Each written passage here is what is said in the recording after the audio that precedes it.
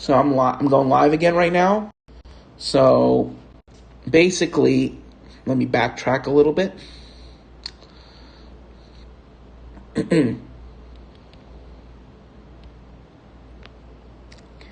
So this is the ratio. This is using convective modeling. I think that this is a little too high up. Anyway, what this model is showing is that there could be something developing.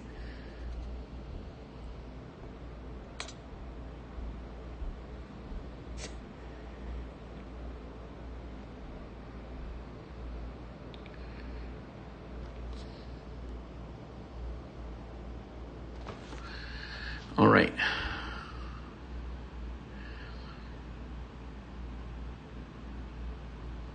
Nice channel.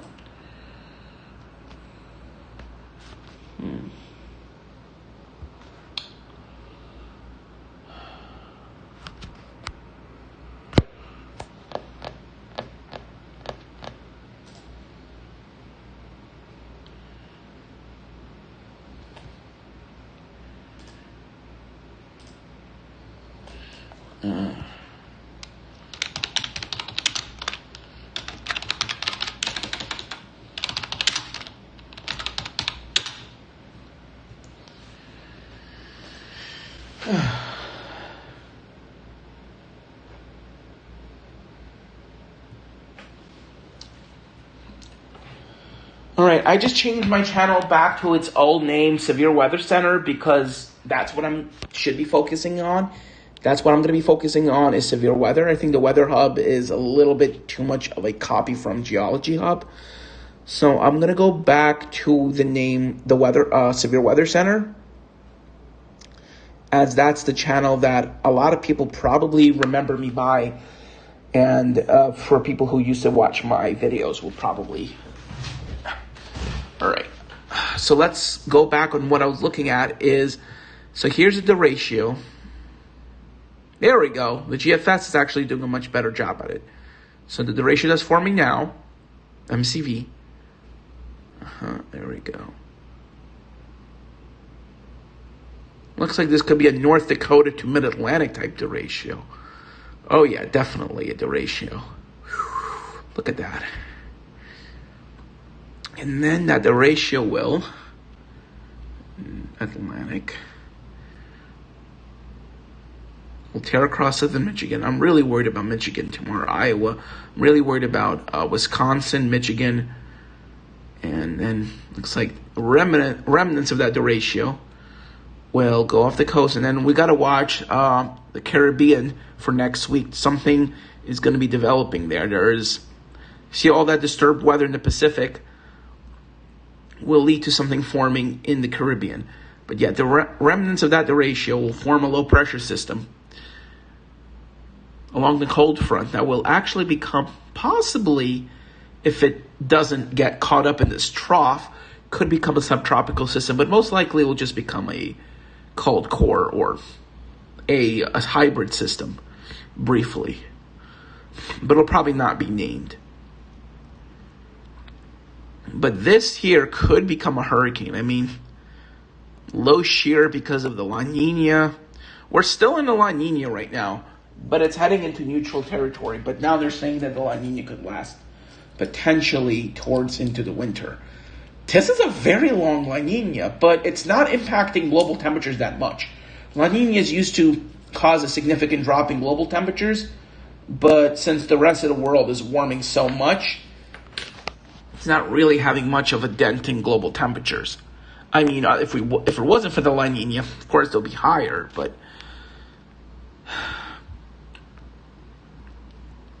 so let's look at SST anomalies. So yes, there's your patch of cold water, but let's look at the Atlantic and the whole world. I mean, look how warm it is. You only have some patches of blue, but that's your La Nina. Very impressive. When you have cold water going westbound, that's when you know you're going to have eastbound, that's when you know you're going to have an El Nino. When you have upwelling here and cold waters here, When you have an El Nino, that's when you have droughts in Australia. Those wildfires that happened in Australia that was the worst in Australian history was caused by El Nino and also climate change. But of course, the La Nina is like El Nino in Australia for the South America. When you have a La Nina, that's when you have rainstorms, flooding, and a lot of typhoons in the Western Pacific and a very active Atlantic basin. I mean, the Atlantic is a little cooler. I mean, look at this. Look at this big blob of cold water here. I mean, this could be an anomaly or this could be real. This is not good. This represents that the Gulf Stream is becoming diluted. The Gulf Stream is not stable right now. You see how instead of having this continuous flow, you're having all this below average temperatures. This means that the Gulf Stream is starting to become disturbed. I mean, and you see how you're having all this warm water along the East Coast? This is where you normally have cold currents running down the coast. But instead, it's very warm. The Gulf Stream is shutting down. And this doesn't mean you're going to have a new ice age like the day after tomorrow. Nothing like that. But it will mean you will have changes in weather patterns. You will have stronger blocking patterns because when the Gulf Stream shuts down, your Gulf Stream anomaly along the East Coast will be stronger, and you will have colder waters in the summer here lingering into the winter, which will lead towards cold high-pressure systems building over Europe, troughs building over the East Coast, and ridging over Greenland.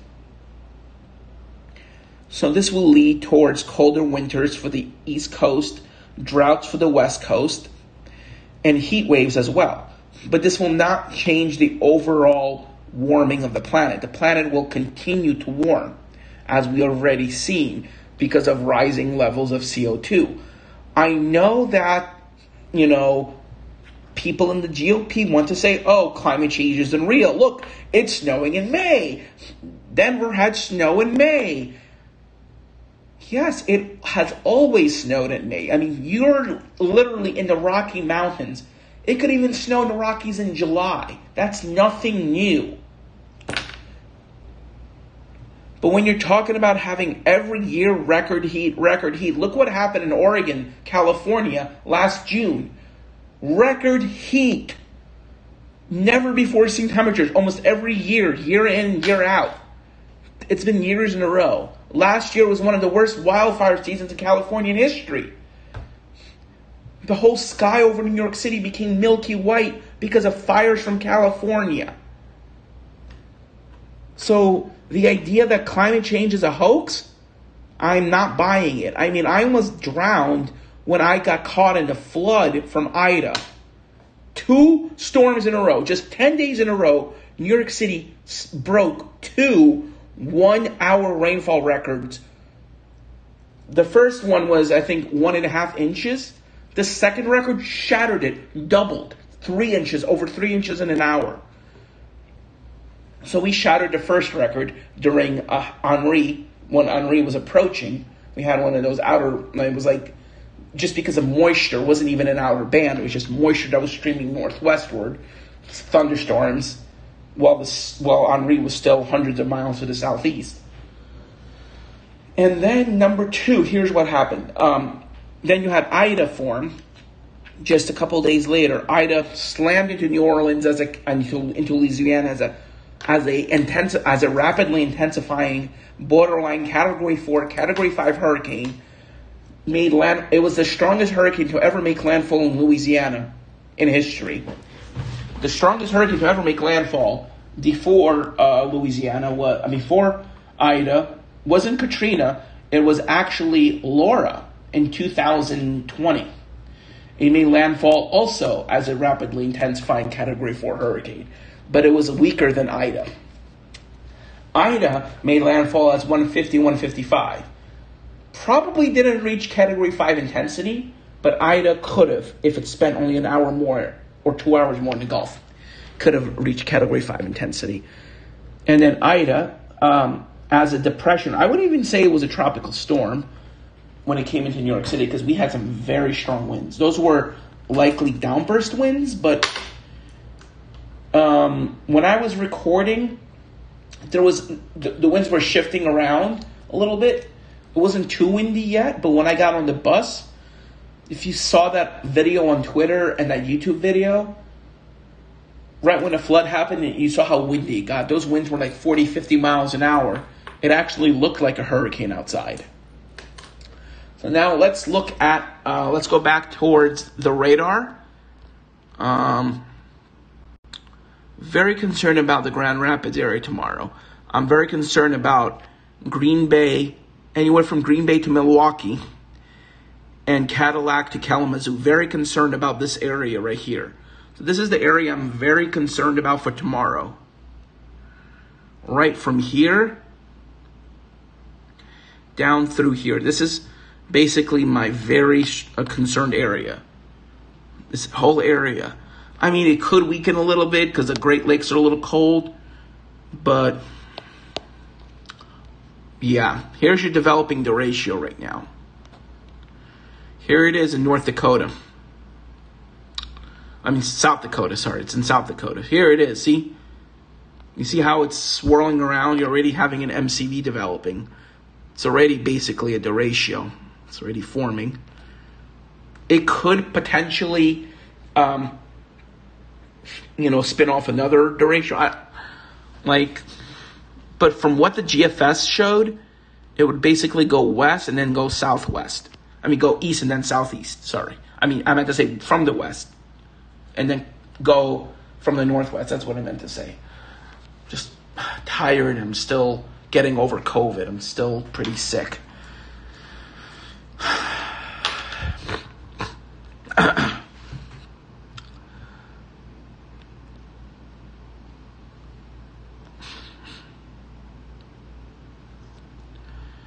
So basically, your derecho is forming right now. It's approaching. Looks like Sioux Falls may get this head on potentially. So your derecho is now just crossed Reliance.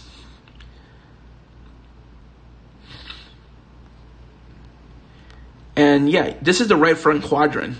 Here's your low right here around the Blunt area.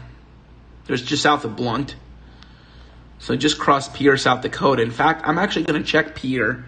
Look at their weather station. Pierre SD weather underground. I'm going to check their air pressure, because normally when you have a... Yeah, you see northeast winds at... Yeah.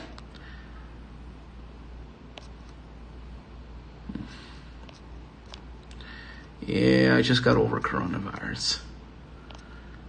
Thing really sucks.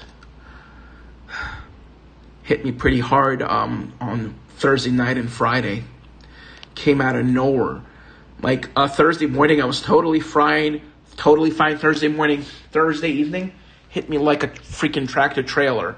So it started with a bit of a sore throat, simultaneously with chest pain and cough, at the same time. It wasn't progressing. It's not like, when you have a cold, you have runny nose, sneezing, then you have sore throat, then you have coughing. No, it was not like that. I'll tell you exactly how it progressed. Let's look at the air pressure. Come on, I need air pressure. There we go. Of course, this is not extrapolating sea level pressure. This is at altitude. So definitely it was a drop in air pressure, and the winds definitely shifted. So when you have... Look at those... Yep, just like a tropical system, you had 60 mile an hour east winds. Look at that right here. A true MCV. And look at the air pressure here. You see how it's been falling? Boom, boom, boom. Right in here, You notice how the air pressure has been falling, how you're having strong easterly winds, almost like a tropical system, actually. But of course, it's not tropical. This is a non-tropical system. This is what is known as a mesoscale convective vortex. This is an MCV in every sense of the word. Like, this is the true definition of an MCV. Let's look at that. And let's see, any hail reports? Nope, it's just rain, a lot of rain. Look at that. Heavy thunderstorm, heavy thunderstorm, heavy thunderstorm, heavy thunderstorm. So rain. Pierre was on the north side of the system, which is wind and rain, basically. But there was thunder and lightning, which means that this is not a tropical system, because if this was tropical, you wouldn't have really had any thunder or lightning. So Pierre was actually near the center of circulation, but the center of circulation is pretty much right in this area. This is where the center of circulation pretty much is. The tornado warnings is for radar indicator rotation. I don't think there has been a confirmed. Never mind, confirmed tornado. Ah, great. Because why didn't I think there was a confirmed tornado? Because I can't really see debris. See, this is why we need a radar site here. We need one bad. It's not the only place we need a radar site, but yeah. Alrighty. I'm gonna make sure no one's actually. Hey, can you? Yeah, I just want to make sure if everyone's watching. I just want you to be aware that there's a very dangerous storm approaching Fort Thompson. Fort Thompson, there's a tornado right on your doorstep right now. Fort Thompson tornado. There's a tornado on the ground right near Fort Thompson. I mean, this is where your rotation is, right here. Just want to make sure. Fort Thompson, let's see. 11:50 p.m. And what did they say it was? Lower Butte. Come on. Yep, there's your circulation. Fort Thompson is probably being hit by a tornado right now. Correlation coefficient.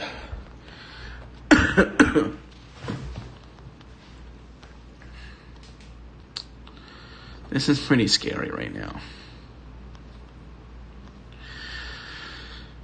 And then the southern edge of this complex is going to head towards Sioux Falls. Could potentially go to the north. I mean, this MCV is heading right now towards the east-northeast. It's heading...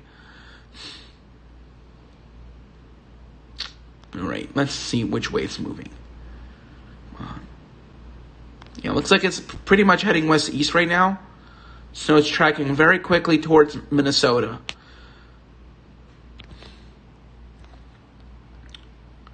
Depends on how far north or south it goes. This MCV will impact Minneapolis, Rochester.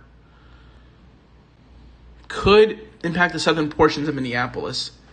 And then... most likely, yeah. Definitely not Green Bay, but that's what I said, from Sheboygan down to Milwaukee. Or like, this is the area that I think will be impacted by this derecho. From about Sheboygan down to about Kenosha. That's, I think, where the core of the winds will come through. And then will probably impact Grand Rapids area, Lansing. And the reason I'm thinking it's going to go a little further south is because the derecho that is forming right now.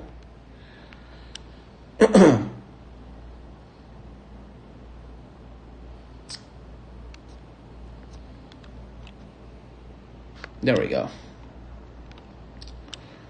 Let's look at, no. Okay.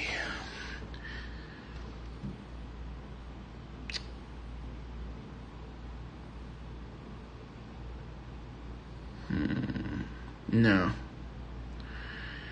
I think this is wrong.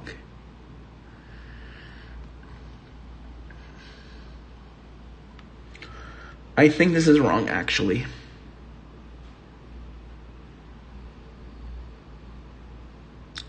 Could be going east, northeastward. So yeah, Minneapolis. Yeah, southern Minneapolis. There we go. Just trying to say that this is going to happen, but I think it's going to hold together, and then it's going to probably head. There we go. Yeah, basically right in line with my thinking, but it's not going to break up like this. It's going to be a continuous derecho.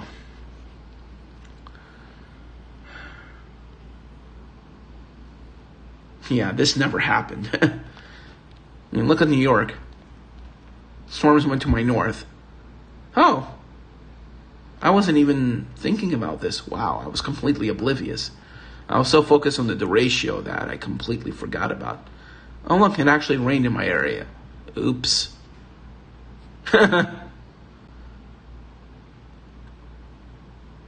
Yeah, looks like this is my only chance of getting rain for the next couple days, because anyway, let's go back to where I was looking at. Another severe thunderstorm warning. Wow. And could actually that be the derecho? I mean, could be both. Wow. Huh. Look at those southeast winds coming in.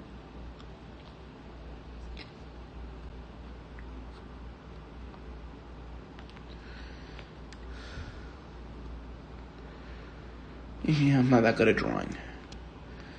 And there you go, a little kink in the line right there. There's your little kink right in this area here. Oops. And this is where you will get some rotation.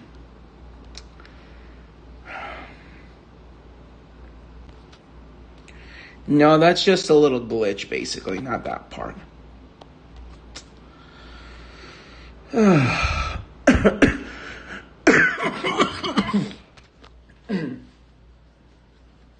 There we go.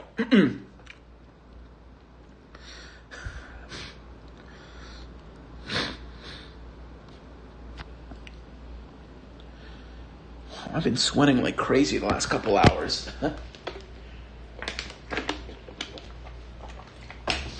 Yeah. That's awesome. Yes, Johnny, I'm recovering from COVID. Yes, that cough is from COVID, though. I'm still positive. Yeah, Johnny, I'm reading your messages.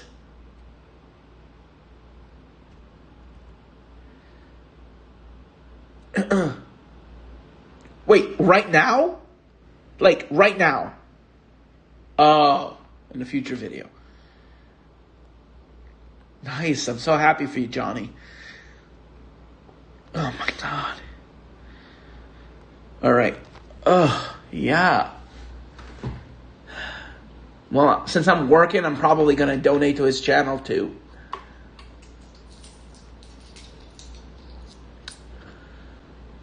There we go.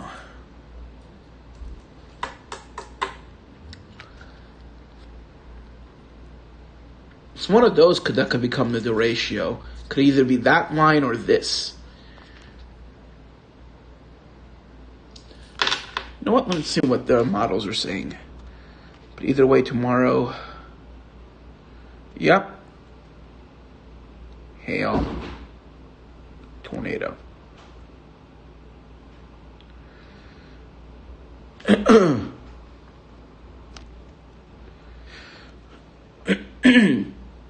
Mesoscale. No. Mesoscale is means convective. Mesoscale means small scale. Like meso means small. Like mesocyclone means small. Like, okay, when you say mesoscale convective complex, the term meso means small. Like you have a hurricane, a tropical cyclone, or winter cyclone, and then you have a mesocyclone, which is a tornadic cyclone. When you have mesoscale convective complex, it's like almost like a cold front, but it's not. It's a convective complex, a mesoscale convective complex, or mesoscale convective vortex.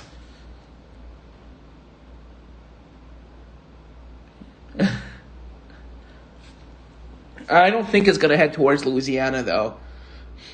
See, yeah.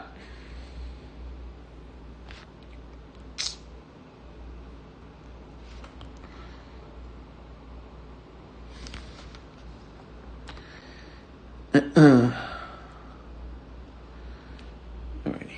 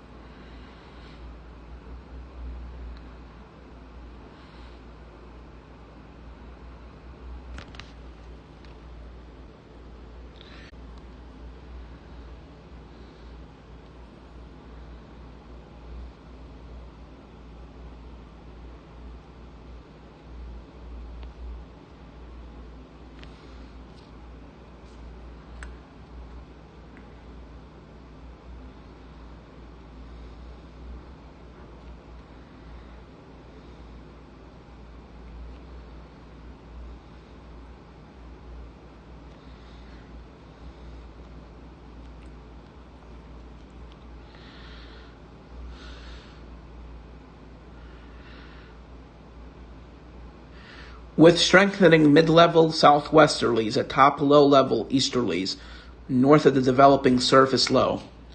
Shear quite favorable for supercells will support updrafts that rapidly acquire rotation. As a result, and given the amply unstable environment, very large hail will be possible, along with risk for locally damaging winds and a couple of tornadoes.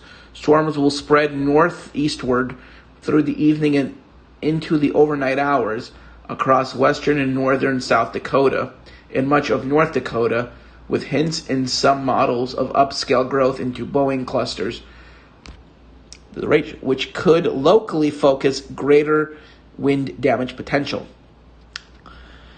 Upper Midwest and east-southeast. Okay, so for the upper Midwest, towards east-southeast to the central Appalachians. Substantial uncertainty exists with respect to evolution of convection and associated severe potential from the upper Midwest to the east-southeast Monday, as a mid-level disturbance vorticity max crests the rather stout upper ridge and slides east-southeastward across the upper and eventually lower Great Lakes region. Uncertainty exists even at the start of the period in terms of location and coverage of ongoing convection over the Minnesota-Iowa vicinity. Some severe threat will likely be ongoing, with a sharp northern boundary to the risk expected to be maintained through the day, with an east-northeast to west-southwest warm front progged to lie across southern portions of the upper Great Lakes. As the air mass near the south of the front destabilizes through the day near and south of the front, gradual convective intensification is expected, with whatever lull and severe risk may exist early on diminishing as storms redevelop or intensify through mid to late afternoon. Eventually, most model guidance at least loosely agrees that a fast-moving, compact, and well-organized mesoscale convective system will evolve.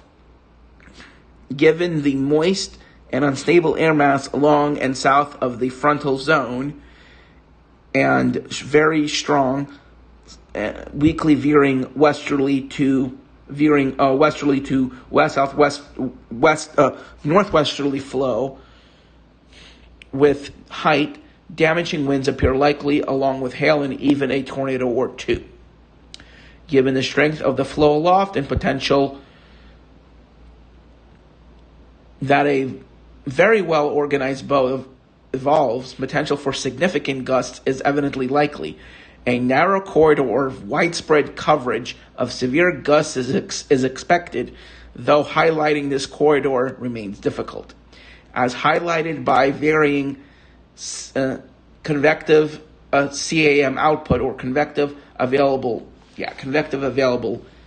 mass or CAM. Varying CAM output. Upgrade to enhanced risk may be required in later outlooks should the primary corridor of risk become more clear with time.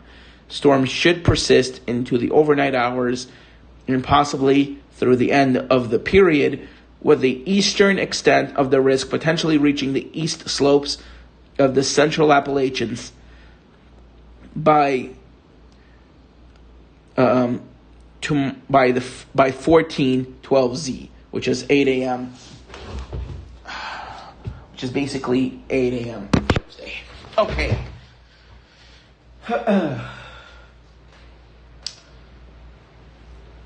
Okay. Oh, thank you.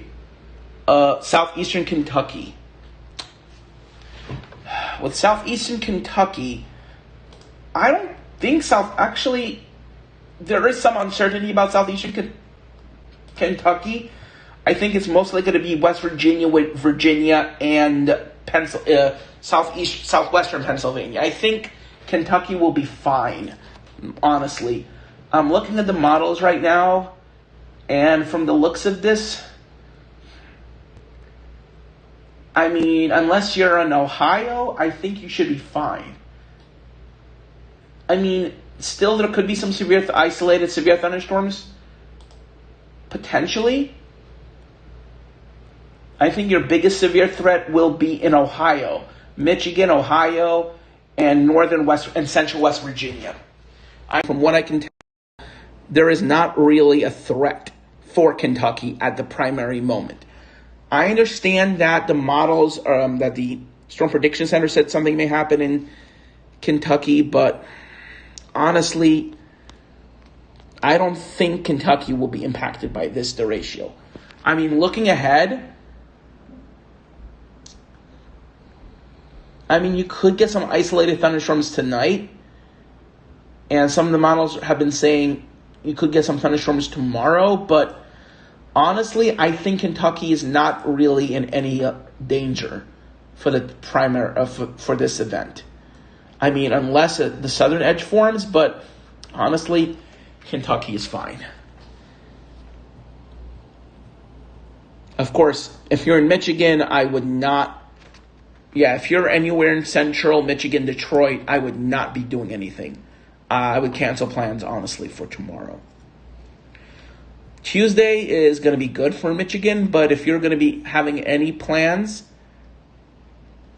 Monday I would cancel plans in Michigan, Ohio, and for Tuesday I would cancel plans in the Carolinas, as that MCV might even head into Georgia, according to some models.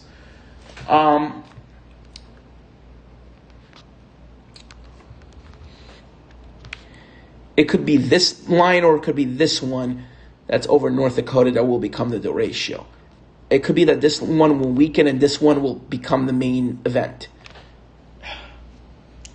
Because the threat of derechos exists. This is definitely going to be a derecho.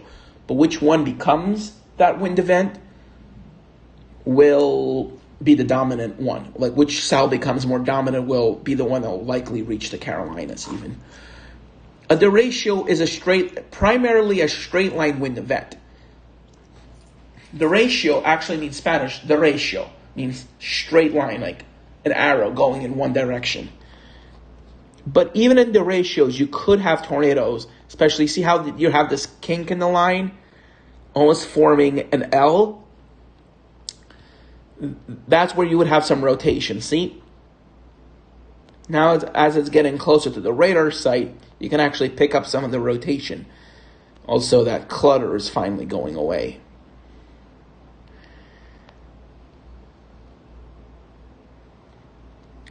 You could even see the swirl of low pressure. That's now east of Pierre. There we go. I'm going to go to camp tomorrow and starting tomorrow for 3 days. 3 days, let's see. 3 days, you said? No, southeastern Kentucky is not going to get it. I would camp. I would not cancel any plans.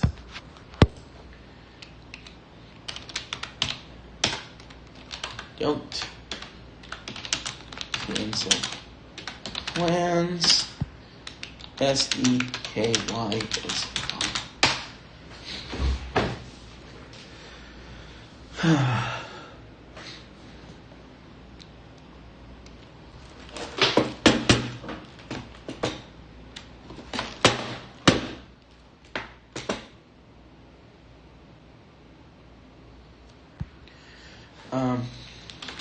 Michigan,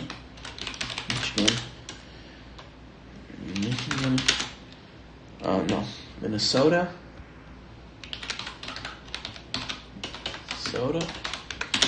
Minnesota, okay, so yeah, Minnesota, Wisconsin,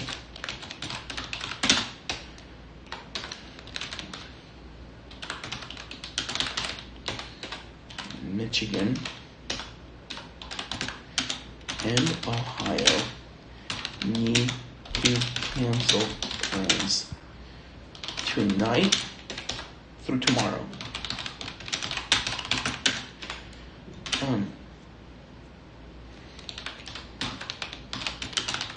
And Wisconsin should be in the clear.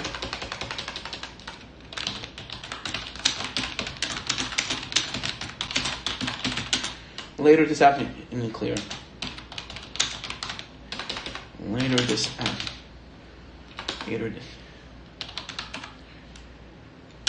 Later Monday afternoon.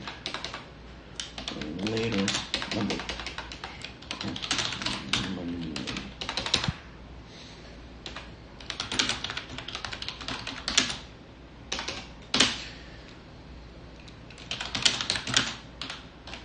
Monday night onwards being.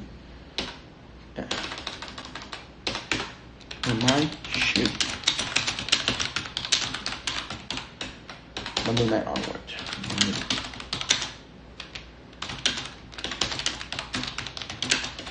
So for Michigan, I would cancel any plans for Monday afternoon. After the storm passes, once those thunderstorms pass, you should be in the clear. But before those storms pass, you could be having winds 60, 70, 80, even 90 mile an hour winds. So it's very dangerous what's going to be coming through Wisconsin, Minnesota, Wisconsin, Michigan, and Ohio. That's what I'm very concerned about. Well, I'm about to go to bed. I have to be going to bed in the next 30 minutes, but so I think they're about to do an update. Usually around 2 a.m. is when they do an update. Okay. So, yeah. Just as you know, I do have coronavirus. So let's look at some volcano information. I know sometimes I do stuff on volcanoes.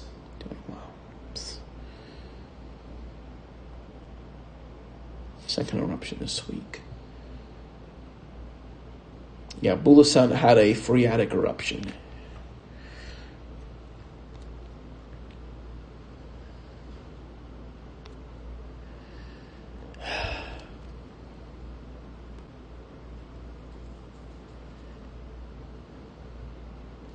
Yeah, I think Bulusan may have a major volcanic eruption.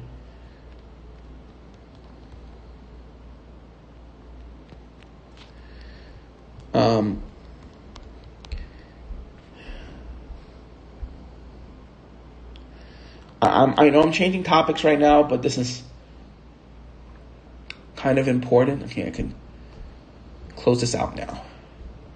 All right. There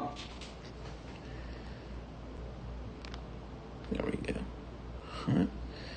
A phreatic eruption was detected by the Bulusan Volcanic Network at 3:37 a.m. this morning. The event lasted 18 minutes on the seismic record, but the eruption plume was not visible in camera monitors.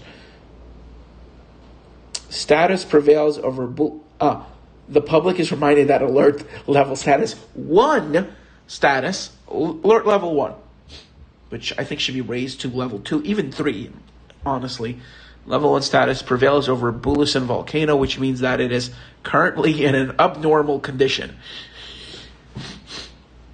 Local government units and the public are reminded that entry into the 4-kilometer radius from an danger zone must be strictly prohibited, and that vigilance in the 2-kilometer extended danger zone on the southeast sector must be exercised due to the increased possibility of sudden and hazardous phreatic eruptions. Civil aviation authorities must also advise pilots to avoid flying closer to volcanoes. Summit as ash from any sudden phreatic eruption can be hazardous to aircraft. Furthermore, people living within valleys and along river stream channels, especially in the southeast, southwest, and northwest sector of the edifice, should be vigilant against sediment-laden stream flows and lahars in the event of heavy and prolonged rainfall should phreatic eruptions occur. Should DOST 5 Volks is closely monitoring Bulusan's volcano condition. Wait, what? No, that's an advisory. There he goes.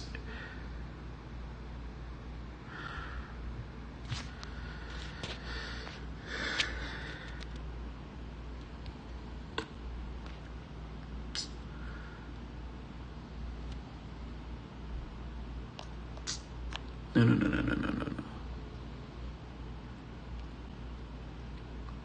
There we go.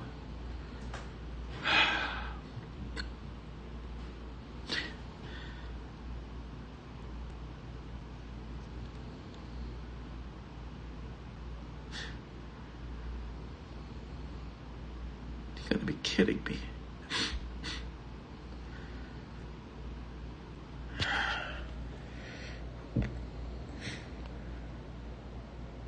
There we go, 24-hour observation.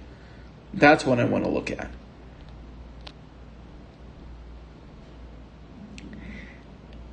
Look at that CO2 emission.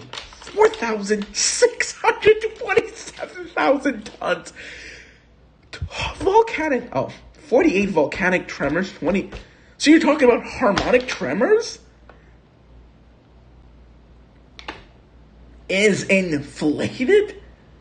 You're kidding me, right? Yeah, this is not good. This is a dangerous situation now. Well, you know what? I'm going to bed right now.